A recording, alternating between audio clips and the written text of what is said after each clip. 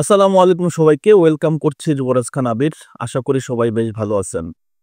Carlo আনচেলত্তির অধীনে Brazil ২টা match খেললো এবং ২টা ম্যাচের রেজাল্টটা যদি দেখি তাহলে একটা ম্যাচ ড্র এবং একটা ম্যাচ জিতছে।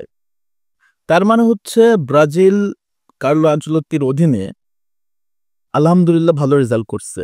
কোনো গোল হজম করে নাই এবং ২০২২ বিশ্বকাপের পর থেকে টানা ২টা ম্যাচে গোল হজম করে না, এটা ব্রাজিল এই প্রথমবার, এবং সেটা কার্লো আনচেলত্তির অধীনেই। এখন এই ২টা ম্যাচে সবচেয়ে বেশি ভালো পারফরম্যান্স কারা করছে কার্লো আনচেলত্তির অধীনে, এবং কারা সবচেয়ে বাজে পারফরম্যান্স করছে, এবং যারা কিনা বাদ পড়তে পারে নেক্সট ২টা যে ম্যাচ আছে বিশ্বকাপ বাছাই করবে সেপ্টেম্বর মাসে চিলি এবং বলিভিয়ার সাথে, কারা বাদ পড়তে পারে সেই বিষয় নিয়ে একটু কথা বলি। ফার্স্টে বলি যে আসলে কারা পারফরম্যান্স সবচেয়ে বেশি ভালো করছে কার্লোর অধীনে এই ২টা ম্যাচ, ইকুয়েডর এবং প্যারাগুয়ের এগেইনস্টে। আমরা যদি গোলকিপার হিসেবে দেখি সেখানে আহ, আমাদের গোলকিপার অ্যালিসন বেকারকে খুব একটা পরীক্ষা দিতে হয় নাই। ইকুয়েডরের সাথে দু একটা সেভ করা লাগছে, কিন্তু প্যারাগুয়ের সাথে খুব একটা আসলে তাকে পরীক্ষা দিতে হয় নাই। সো অ্যালিসন বেকার অবভিয়াসলি আমাদের ফার্স্ট চয়েস গোলকিপার হিসেবে থাকবে এবং বিশ্বকাপে সেই থাকবে, এতে কোনো সন্দেহ নাই। ডিফেন্স লাইন আপে যদি দেখি সেখানটাতে আমরা সবচেয়ে ভালো পারফরমেন্স দেখতে পাচ্ছি হচ্ছে আলেক্সান্দ্রো রিবেইরোকে। লিলের এই ডিফেন্ডার দুর্দান্ত পারফরমেন্স করছে কার্লো আনচেলত্তির অধীনে, এবং তার পারফরমেন্সটা ছিল চোখ জোড়া আকাশ, মানে আকাশ সমান পারফরমেন্স ছিল তার, এবং সেটা ব্রাজিলকে একটা অন্য একটা মাত্রা যোগ করছে, এবং তার ইনক্লুশনটা ব্রাজিলকে ডিফেন্স লাইন আপে বিশেষ করে এরিয়াল বা সেট পিস যেটাই বলেন সেটাতে ব্রাজিলকে অনেক ভালোভাবে সেভ করবে, মার্কিনেসও টিকে যাবে। এবং মিডফিল্ড যদি দেখি সেইখানটাতে ব্রুনো গুইমারেজ এবং ক্যাসেমিরো একদম সলিড দুর্দান্ত পারফরমেন্স করছে। সো মিডফিল্ডও আমি বিশ্বাস করে একটা ভালো লেভেলের কোয়ালিটিফুল একটা ডোমিনেশন আমরা দেখতে পারছি ২টা ম্যাচ অন্তত। প্রথম ম্যাচ ইকুয়েডরের সাথে খুব ভালো না হলেও প্যারাগুয়ের সাথে আমরা একটা ভালো ব্যাটেল ব্যালেন্স দেখতে পারছি এখানটাতে ব্রুনো গুইমারেজ এবং ক্যাসেমিরোর ভিতরে। সো তারা তো অবভিয়াসলি ব্রাজিলকে ২০২৬ বিশ্বকাপে মিডফিল্ডে নেতৃত্ব দিবে। এবং আক্রমণ ভাগে সবচেয়ে যারা আলো কাটছে বিশেষ করে রাফিনহা, তারপরে হচ্ছে ম্যাথুস কুনা, বিশেষ করে তার পারফরমেন্সটা রিয়েলি দুর্দান্ত ছিল, এবং কার্লো আনচেলত্তি তাকে কল করছে এবং সে কলটা যে সুপার কল ছিল সেটা কোনো সন্দেহ নেই, এবং প্যারাগুয়ের সাথে সেই স্টার্টিং এ শুরু করছে।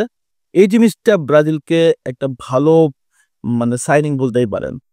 এবং কার্লো আনচেলত্তির অধীনে ভিনিসিয়াস জুনিয়রও নিজেকে ভালোভাবে ফেরত পাইছে, এবং কার্লো বলছিল যে ভিনিসিয়াস জুনিয়র এবার ব্রাজিলের পারফরমেন্সটা ভালো করবে, যেটা সে রিয়াল মাদ্রিদে রেগুলারলি করে থাকে। তো এই প্লেয়ারগুলো এক্সট্রা অর্ডিনারি পারফরমেন্স করছে, তবে নেক্সট ম্যাচে যাদের বাদ পড়ার সম্ভাবনা সবচেয়ে বেশি তাদের পারফরমেন্সটা মানে কোনোভাবেই আলটিমেটলি আমাদের চোখে পড়ে না, এবং তারা সত্যিই নেক্সটে বাদ পড়তে যাচ্ছে এবং তাদের যেটা নতুন কেউ ঢুকবে। বিশেষ করে লেফট ব্যাক আলেক্সান্দ্রো, তার কাছ থেকে আমরা খুব একটা ভালো পারফরমেন্স দেখতে পারি নাই, তার জন্য কিনা আপনার কার্লোস আগুস্তের মতো প্লেয়ার বাদ পড়ছে এবং কায়ো হেনরিকের মতো প্লেয়ার ইনক্লুড হইতে পারে নাই। তো আমি বিশ্বাস করি নেক্সট ম্যাচে আলেক্সান্দ্রো অবভিয়াসলি বাদ পড়তেছে লেফট ব্যাকে, এবং এখানটাতে কার্লোস আগুস্তোর সাথে থাকতে পারে হচ্ছে কায়ো হেনরিক। এবার যদি আমরা আক্রমণ ভাগে দেখি সেইখানটাতে সবচেয়ে বাজে পারফরমেন্স দেখছি এস্তেবা উইলিয়ামকে এবং রিসার্লিসনকে।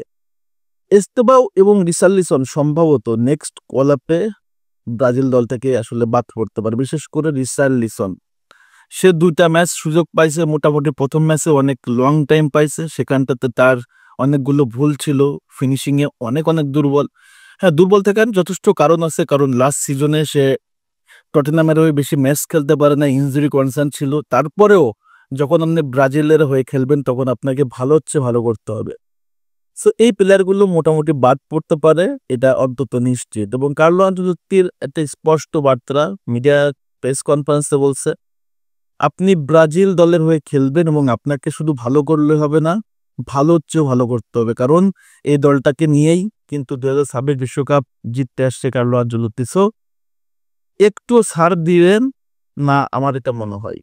সো যারা যারা ভালো পারফরমেন্স করছে তারা তো সুযোগ পাবে, এবং ডিফেন্স লাইন আপে সম্ভবত লুকাস বেরালদো বাদ পড়তে পারে, দানিলো বাদ পড়তে পারো, কারণ যখন এখানটাতে গ্যাব্রিয়েল মাগালেস, মিলিতাও, ব্রেম্বাররা ব্যাক করো, তখন ডিফেন্সে বিশ্বকাপ অন্তত মানে কি এক্সপেরিমেন্ট করার আসলে সুযোগ থাকবে না।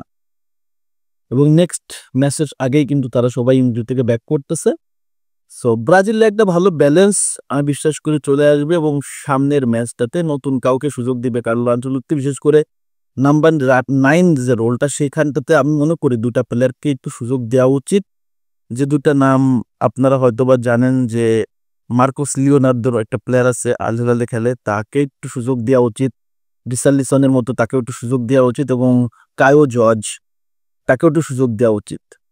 সো আমি মনে করি যে বিশ্বকাপের আগে যেহেতু একটু এক্সপেরিমেন্ট করার সুযোগ আছে, সামনের দুইটা ম্যাচ যেহেতু ব্রাজিল বিশ্বকাপ কোয়ালিফাই করে ফেলছে, এবং সামনে আরো অনেকগুলো আমরা ফ্রেন্ডলি ম্যাচ খেলবো। সো কার্লোর একটা সুন্দর টিম হয়ে গেছে, এবং 3 থেকে 4টা প্লেয়ারকে এদিক ওদিক করলে মনে হয় একটা ব্যালেন্স স্কোয়াড কার্লো আনচেলত্তি বিশ্বকাপে পেয়ে যাচ্ছে।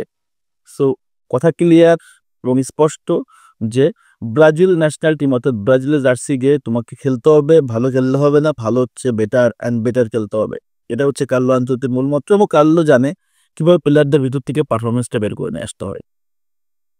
সো আশা রাখি, হোপ রাখি, বিশ্বাস রাখি একমাত্র কার্লো আনচেলত্তির উপর। তার মাধ্যমেই আমরা আমাদের হারানো অতীত, হারানো গৌরব ফেরত নিয়ে আসতে পারবো ইনশাল্লাহ। এখানেই শেষ করতেছি। আপনাদের মতামত অবশ্যই কমেন্টস করে জানিয়ে দেবেন। সবাইকে ধন্যবাদ। আসসালামু আলাইকুম।